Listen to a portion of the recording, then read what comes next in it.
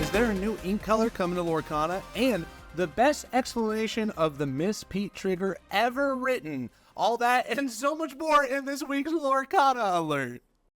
This week over on YouTube, we gotta talk about 3 exciting videos that we found. The first one, you might have seen it, was the LumaTeers had their weekly live stream, but this one was pretty cool because it had the last 5 Disney Lorcana Challenge winners. In this live stream, they talked about what decks they think are going to take this last Disney Lorcana Challenge in Seattle. We had a couple people rooting for the Emerald Steel, but the winner of Texas thinks that Emerald Amethyst is an underdog and has got the spicy cards. And he's saying that the action card Finders Keepers is gonna play a big part in this next challenge that's coming up because it's an action card and Ursula can't stop it. The Ursula Deceiver takes away song cards, but it can't take away the action cards. What do you think? Tell me in the comments, is Finders Keepers actually going to be cracked? Or is this a weird tech that we can't wrap our minds around yet? We're going to talk about Finders Keepers later in this video. If you want to check out any of the things that we talk about in this video, the links are all in the description below. Still on YouTube, we got to talk about Orion TCG again. We mentioned Orion TCG in the first ever Lorcana Alert,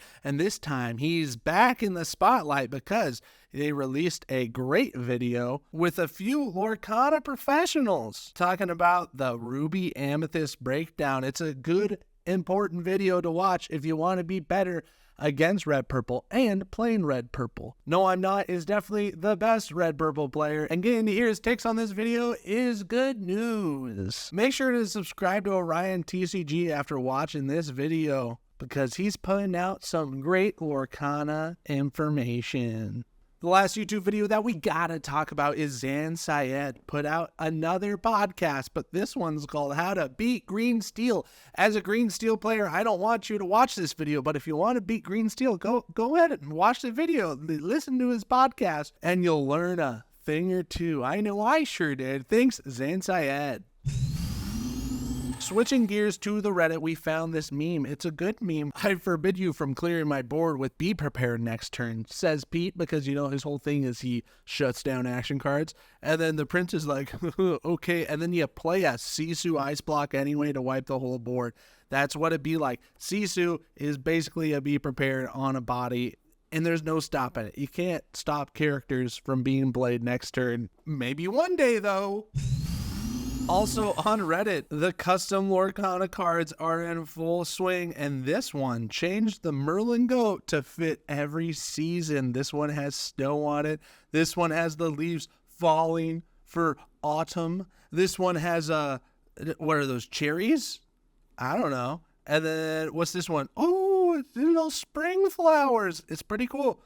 A Merlin Goat for every season. Thanks for sharing these cool altars with us. And they're also the person that did the Sven as Rudolph. That's crazy. I like that card. The last post on Reddit that we're going to talk about is this owl. He's the pirate lookout from Winnie the Pooh. And he's important because this is the first card of the entire set. All of your first page binders are going to have this owl in it. And there's something about an owl in the story of the Azurite Sea.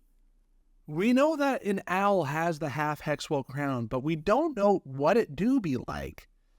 Oh no! We're still waiting to find out what the Owl of Lorcana is all about, but it starts right here with Pooh's owl.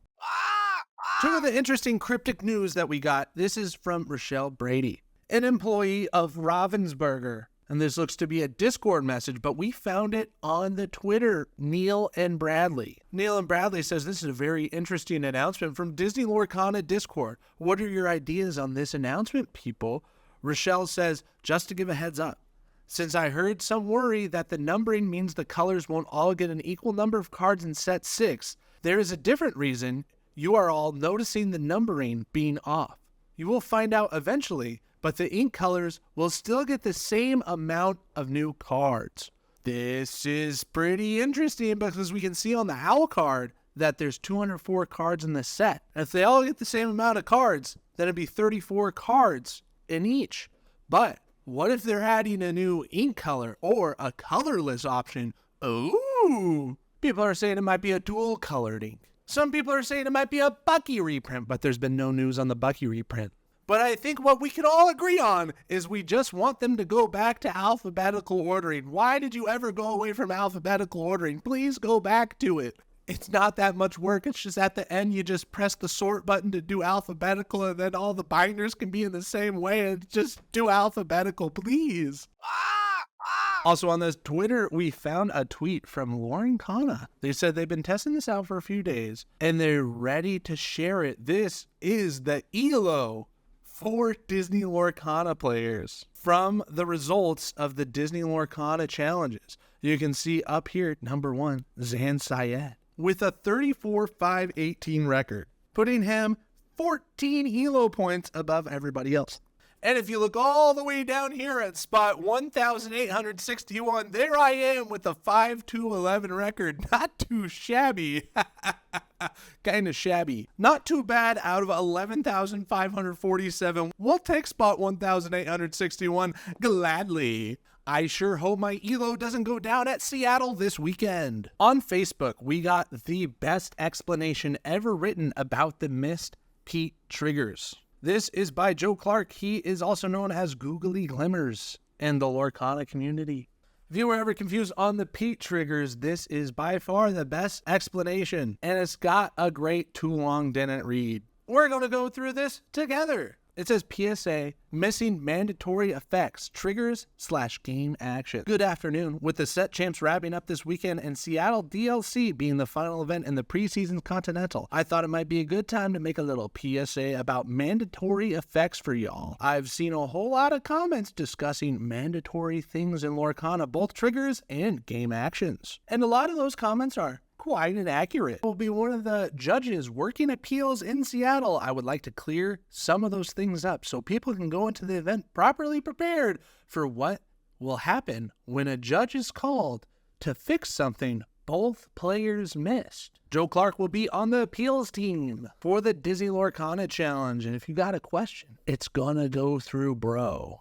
The too long didn't read. If you missed something that you were supposed to do or get, you are never guaranteed to be able to do or get it later, even if that thing is mandatory. Take care to maintain the game state accurately so you don't end up disappointed. Missed triggers. Triggered abilities are a special case under Lorcana's Play Correction Guide. As of May this year, they have had their own category of rules errors with specific instructions of how to handle them. May triggers are assumed to be declined if you miss them. No redo, no rewind, play on. Mandatory triggers are not assumed to be declined, but you are also not guaranteed to resolve them either. If it is within the turn cycle of the trigger's original timing and the trigger would not have already expired, like a this turn effect, then your opponent gets to decide if the trigger is added to the bag and resolved. No rewind necessary. The ability still happens at the time the error is fixed, although any choices must be made as if it was the original correct timing. Zooga Booga. Part 2 of this message is missed mandatory gamed actions. Missed mandatory game actions. We're talking things like readying your characters and gaining lore from locations here. Anything that is meant to happen without the players having a choice in it and is not a triggered ability. Of course, due to players being humans who mess up, these things can be missed too. However, since they are not triggered abilities, the fix can actually be a bit more complicated. Missing location lore gain, for example, is a missed mandatory game action that would be called a general rules error. If you look at the remedies for a general rule error in the play correction guidelines, you'll see that his only permitted way to fix that type of error is going through a full rewind back to the set step of the beginning phase, or else play on without gaining the missed lore. If the error was noticed pretty quickly, this kind of rewind can be trivial to perform, but depending on how the powers are delegated in Seattle, may require authorization from appeals judge or deputy head judge. Rewinds are also not guaranteed. If too much time has passed or certain kinds of unknown information have been revealed, a rewind may not be appropriate. Note that judges cannot just ready a character in the middle of the turn because it should have been all along. They cannot just give you the missing lore because you should have had it. That is not how the play corrections for Lorcana works. It is a complete rewind or nothing. Additionally, a game rules error that involves mandatory missed actions is likely to result in a warning for both players not maintaining an accurate board state, even if that error can't be fixed through a rewind. Part 3. But that's so dumb. Yeah, it would certainly be nice to be able to apply quick, obvious fixes without having to completely rewind a game state back to the point of the error. But that's not what the rules say to do. So, if you would like the rules to change to show more flexibility for judges, or to have a wider assortment of specific remedies be outlined, please don't take it out on your friendly neighborhood judge. I'm sure they're doing their best. Let Ravensburger know through their OP feedback email at lorcanatcg@ravensburger.com. And then he posts this crazy picture of the D23 Mickey with googly eyes because he is Googly Glamour's Joe Clark. Wrote that better than I have read anywhere else. It has been confusing, but that is what the play correction guidelines do be like. Oh no! Under the link of this Facebook post, I'm also going to put the play correction guidelines that you can read for yourself. Excuse me, I have to sneeze. Can I get a bless you in the chat? It's a lot of information, but I like it. Up next on the Facebook, we're going to talk about this new ambush card that was revealed. It says, exert one of your characters to deal damage equal to their strength to chosen character. Why are we talking about this? What's important? It's important because you can't do this to a fresh character that's still drying. They're still wet. You cannot exert them even if the action card says to exert one of your characters to deal damage equal to the strength of the chosen character. And we can see this more accurately in the binding contract card. From set 2 in the app, the binding contract item says, exert the item, exert one of your characters, exert chosen character. And if you look in the app at the more information, it says, can I exert the character I just played and an opposing character with binding contract? And the answer in the Disney Lorcana app, which has the most updated, accurate information, says no. You cannot. In order to play the cost of binding contract's ability, you must exert one of your ready characters that has been in play for at least one whole turn. Don't get it twisted with this ambush card. You can't exert wet characters. They're wet. But overall, this is just kind of confusing because if you look at cards like Elsa or this Ursula, and you play them down and you have a character like Diablo that you just played down that's also wet, you can exert that Diablo and then the exerted Diablo will get to draw the card. So there's situations where it works and there's situations where it doesn't work. What's right? What's wrong? Do we know? Is there a rule for this? Am I just going crazy? The last post on Facebook that we got to talk about is this new Hiram Flaversham that was posted. And we haven't seen a new stat line on a vanilla card in a little bit. This one is a 2-cost uninkable, 0 strength, 2 willpower, quest for 3. This is different than Pinocchio and Simba that are both 1 strength and 1 willpower. This one switches it up, puts everything in the willpower and says, what you gonna do when Hiram comes for you? For our meta report segment, we have to talk about this crazy chart put out by inkdex.com. There was a big unofficial Lorcana event in France called Lorca Quest. And with the data of those decks, they made a giant matrix of the win rate of different decks. You can see that Emerald Amethyst against Emerald Steel had a 0% win rate in one match that happened. What? Number of matches. Win rate, alphabetical.